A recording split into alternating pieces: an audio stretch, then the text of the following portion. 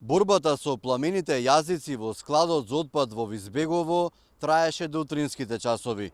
Пожарот е ставен под контрола, но истиот не е целосно ликвидиран. Под изгорените хаварисани возила во складот за отпад пожарот во текот на денот се разгоруваше. Дежурните екипи на Скопската бригада интервенираа со десетина пожарникари и возила со цистерни со вода.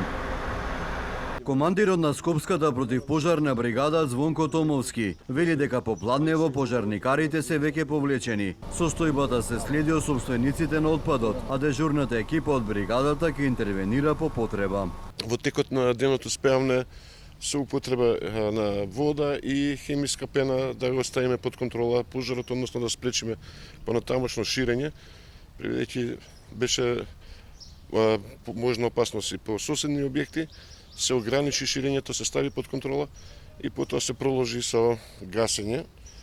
Во текот на денот беше целосно локализиран.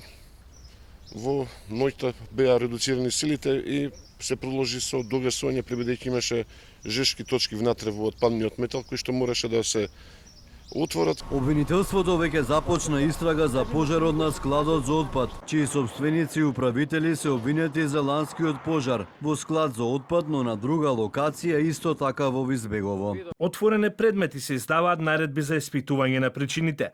Од безбедносни причини се уште не е извршен увид на лице место, но веднаш штом се создадат услови на терен ќе излезат и вешти лица и инспектори за животна средина.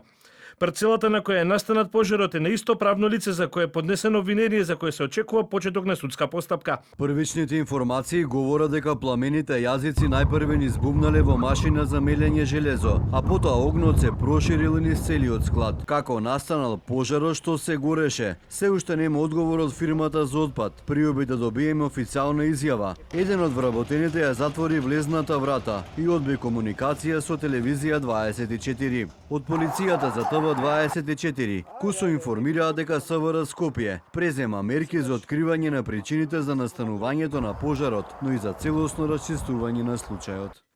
Освен складовите за отпад во Визбегово на секој чекор има и 9 депонии кои што се потенцијален ризик за избувнување на големи пожари, а праксата изминативе неколку години тоа веќе го покажа, но за жал институциите не преземаат мерки за решавање на проблемот, односно за устранување на стотиците тони отпад кои што се во овој дел на Скопје.